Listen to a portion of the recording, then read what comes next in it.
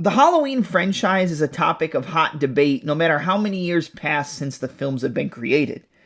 Halloween 1978 is a classic. It was the first introduction to a slasher icon in American history. There had been plenty of slasher films before Halloween, but the true first icon of slasher horror films was Michael Myers from Haddonfield, Illinois. John Carpenter created a masterpiece. But it seems that most people only talk about the original Halloween and seem to gloss over Halloween 2, which graced silver screens 4 years later after the original film in 1981. However, Michael Myers wasn't portrayed by Nick Castle this time. He was portrayed by Dick Warlock. I feel like many people enjoy the look of Michael Myers in Halloween 2, and that's something that I really enjoy. I feel like the mask from 1978 to 1981, the little subtle differences in the weathering, the dirt, the grime, the grit, really make a difference, and I enjoy the mask from the second film much more than the first. The funny thing is, though, the mask is actually the same exact mask worn in the original 1978 film. The mask was carried around set in the back pocket of the man who portrayed the Shape, along with being kept under the bed of one of its co-writers in Deborah Hill in a shoebox. The fact that Hill was a heavy smoker caused a ton of smoke damage to the original mask. The mask became yellowed, weathered, dirty, and just overall dusty and grimy compared to how it looked in the original 1978 film. But I feel like these subtle changes, even though they were done on accident and not on purpose, make the Halloween 2 look one of the most unique looks in the entire franchise.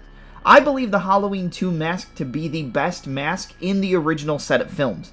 Now, I also like the Rob Zombie Halloween and Rob Zombie Halloween 2 masks and looks, but I feel like if I continue to talk about that film on this exact video, this video will get taken down due to the amount of dislikes I get and the amount of hateful comments that show up underneath the video.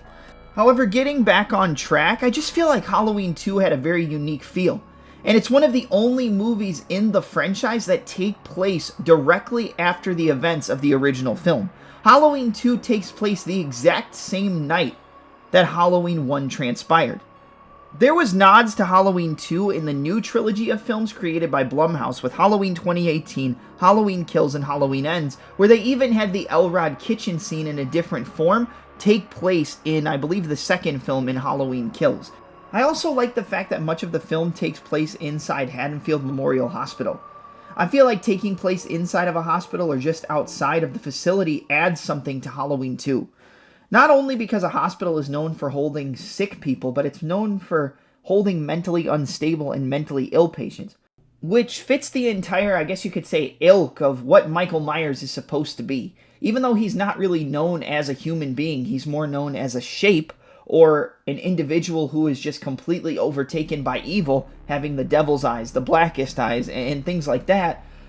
A hospital adds to chaos, suspense, sickness, mentally ill sickness, physical sickness, hurt, death. It just adds to not only the idea of a slasher film, but adds to the idea of what Michael Myers is as a character and what the entire film is kind of built on. He was a mentally ill individual who killed his sister the night of Halloween before 1978, and it just fits it perfectly.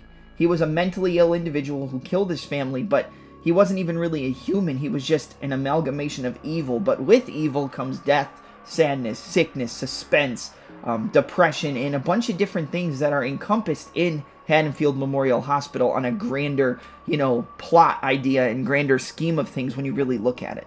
The subtle differences in the weapons that Michael Myers uses in Halloween 2 is also a big reason why I feel like this film deserves more credit, because they didn't just stick with the original Lamson knife from 1978. He changed from the Lamson knife to the Elrod knife, which has its own, fan base and appreciation around it.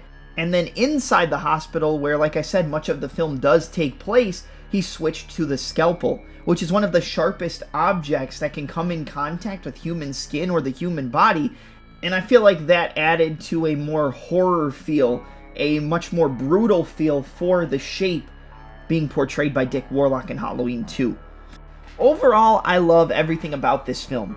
From the setting, to the soundtrack, to the way Dick Warlock portrays Myers as he goes throughout Haddonfield and walks the halls of Haddonfield Memorial Hospital, to the kills that they choose, from the syringe to, using the scalpel, to using the L-Rod knife. There's just so many things and so many little tidbits throughout the film.